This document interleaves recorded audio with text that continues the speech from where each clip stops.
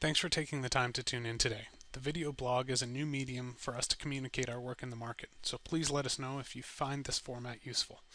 This short session today will provide a brief overview of the natural gas products provided by Genscape, and then jump right into our work around the recent weakness in the Northeast, some secondary impacts, and our point of view for the future of that market area. So let's get started. Genscape was founded in 2000 by former power traders and a University of Louisville professor who perfected the EMF technology that allows us to accurately monitor power generation and transmission. Most of our physical asset network consists of US and European installations.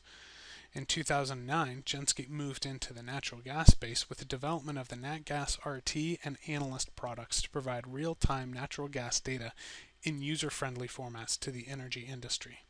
In the past couple of years, Genscape has invested aggressively in analytics. Genscape now provides comprehensive regional and national natural gas market analysis. Genscape natural gas analytics are headed by former traders and experienced experts in production and demand analysis. Their experience is complemented by proprietary natural market data exclusive to Genscape. Genscape has expanded the product lines to include attractive offerings to physical and financial market participants. With the sales pitch out of the way, we have gotten calls from several of our clients looking for better explanations for recent price action and decided to open up the conversation to a wider audience. Let's start with a quick review of what most of us already know, an Appalachian 101, if you will. Starting with production, the Marcellus has been nothing short of epic.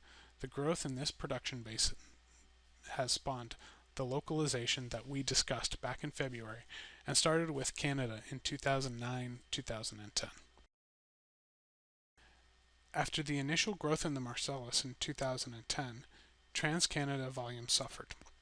Winter imports fell off between 2011 and 2012, but as decontracting allowed customers to look for alternate supply arrangements, projects like the Niagara Spur took Eastern Canada market share year-round, and the fall-off of summer volumes hasn't been far behind.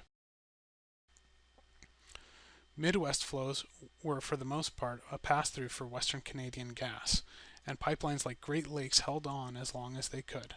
This year we've seen eastern markets become unattractive for shippers, and even though TransCanada lowered their tariff, and we have seen some increases in Great Lakes gas transmission utilization, the Appalachian region is still sending signals that they don't need the supply from the Midwest during the summer via thin transport margins. Similarly, the volumes from the Southeast have continued to fall. We're now seeing backhaul volumes extend to Mississippi on TETCO as supply attempts to find a market and total flows are at their lowest. As we watched the prices really start to suffer this last month, we got concerned that Transco reported volumes included in the previous graph weren't telling the real story. We have seen this before on the Leidy line, so we applied our methodology to estimate actual flows through station 190 and found something extremely concerning. As you can see from the history, the volumes reported by Transco were pretty close to our estimated actual flow. Last summer, we started to see a consistent deviation between the reported flows and our estimate. It would appear to us that the forward haul flow on Transco hit zero for the first time in June. While Transco mainline prices don't reflect any distress, to us this is a sign of significant weakness ahead for the market. Also new in June was a substantial increase in production on Dominion.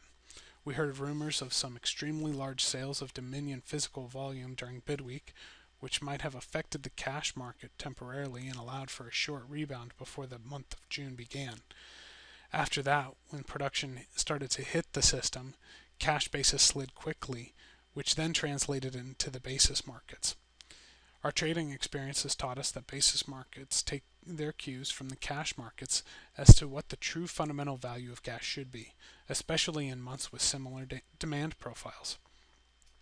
This case is no different, but unfortunately the large amount of additional production was so swift the reaction was fairly violent. The change in flows on Transco could have also compounded this problem as the ability to back down production from other parts of the country started to feel tight. In the case of the Appalachian area, we're noticing a developing trend of production growth being the common link to weakness in certain cash products. Dominion was the first cash product to have a forward basis with the same product definition, which has caught the eye of more financial traders. We believe that the production growth in the Appalachian area has had a secondary effect of changing the driving factors of injections in the EIA East. With changes in the Midwest exports to the Appalachian region, the facilities in the Midwest are taking a more active role and carrying more weight in the weekly injections, and to our surprise have had a higher year-on-year subscription. While TECO is still the largest driver of variability in storage injections week on week, the misses in the East that several people have been experiencing, including us, could be due to the overflow now hitting the Midwest and the consistent DTI injections as that system seeks to find a market for supply. Here you see the old regression weighting for our sample gross up model versus the new regression weighting, and the movement of other storage facilities in the Midwest higher in those weightings as DTI continues to fall to the bottom. So what's ahead? Well, the area appears to be rapidly approaching supply saturation and in need of compression turnarounds to enable producers to export new volumes. Until those improvements are made, we expect to see continued price weakness in the Appalachian area as infrastructure development is needed to find home for additional growth in Marcellus production. The weakness will likely be concentrated in areas with large connections to the Marcellus and the Utica production growth. From a storage perspective, we continue to expect that the Midwest and the DTI facilities to drive the higher weather normalized injections.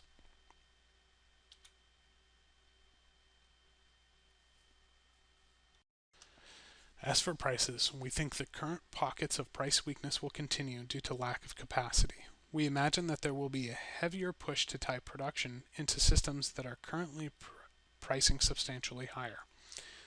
We compared current pricing in some of the price pockets to tariff rates and found that these areas are close to making maximum tariff rates economic.